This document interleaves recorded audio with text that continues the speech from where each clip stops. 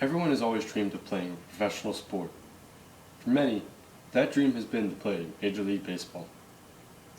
Just imagine yourself walking up to the plate, getting ready for your at-bat, in front of 40,000 or more people, all here to watch you play.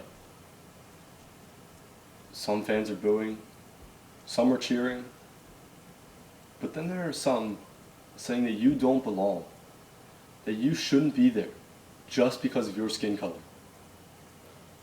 This is what Jackie Robinson had to deal with every day when he went up to the plate.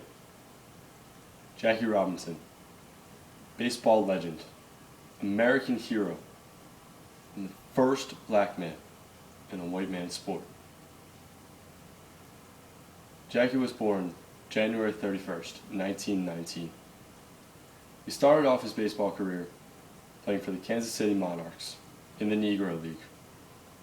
Now, for those of you who don't know, the Negro League is a league specifically for black men because they were not allowed to play Major League Baseball at the time. Ranch Rickey is the man responsible for bringing Jackie into playing the Major Leagues for the Brooklyn Dodgers. He started off Jackie playing for the Montreal Royals. He wanted to see how Jackie would react playing with all white men. And he also wanted to see how all the white men would react to playing with Jackie.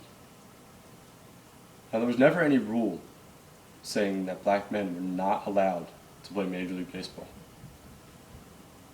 But racism and segregation were so strong that no one wanted them on their team. So the rule became unwritten. Well, Rickey was ready to break this rule in 1947 when he officially drafted Jackie to the Brooklyn Dodgers. In 1947, Jackie was voted Rookie of the Year, and he helped the Dodgers win the 1955 World Championship. He appeared in 6 All-Star games and won League MVP in 1949.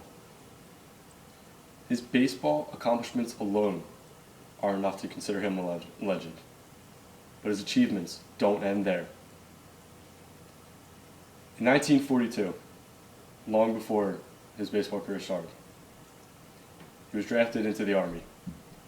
He was put in a segregated unit in Fort Riley, Kansas. Now he and a few other black men wanted to join the Officers Candidate School, otherwise known as the OCS. Now, not many black men were accepted into this school simply because of the color of their skin. Thanks to the help of a few friends, they were all accepted. In 1944, Jackie boarded an Army transport bus. Now, the bus was supposed to be unsegregated, but the driver felt otherwise. He told Jackie that he had to move to the back of the bus, where he was not allowed to ride. Jackie refused and was later taken into custody and charged with numerous things, along with public drunkenness, even though he did not drink.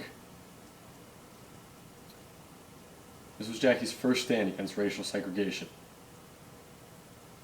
Once he left the Army, he then pursued his career in baseball.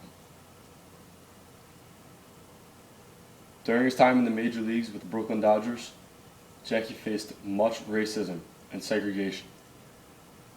He was a very strong man, not just physically, but mentally and emotionally too. Upon his arrival to the Dodgers, some of his own teammates didn't even want to play with him. They would have rather been traded than to play with him, and some of them were. Some of the away games, he had to stay in separate hotels just because the hotel that the team was staying in would not accommodate black men. Some of the teams would not even play them. They would rather forfeit unless Jackie agreed that he was not going to play in the game. Jackie constantly was receiving threats from other teams, players, fans, all saying things like they're going to beat him up before the game, during the game, after the game. saying that mobs were going to come and kill him, his wife, his son, and do much worse. But Jackie fought through all of this, and he showed the world that black men can do anything a white man can, if not better. Jackie is considered a legend in baseball and a hero to many more. His stand against racial segregation changed the opinions of many, many people, which eventually led to black people receiving equal rights. Jackie once said, "I don't care for your liking or disliking of me, but all that I ask is that you respect me as a human being." This perfectly sums up who Jackie was and his attitude towards life. Now, even after his baseball career, Jackie always cared for others. He set up a building company which built houses for low-income families so that they would have a place to live. In 1962, Jackie was inducted into the Baseball Hall of Fame. In 1972, Jackie passed away. Later that year, his number was retired for the Brooklyn Dodgers. However, in 1997, his number was retired for the entire league. Now, this is a truly unusual tribute reserved for the most extraordinary players. Now, every year on April 15th, which is Jackie's debut in the major leagues, various teams will have all of their players wear number 42 in honor of Jackie. Jackie should be honored for many things: his time in the Army, his accomplishments in baseball, but most importantly, his stand against racism and segregation. So every time that you see a black man playing in a professional sport, specifically baseball, you can thank Jackie Robinson for taking a stand back in 1947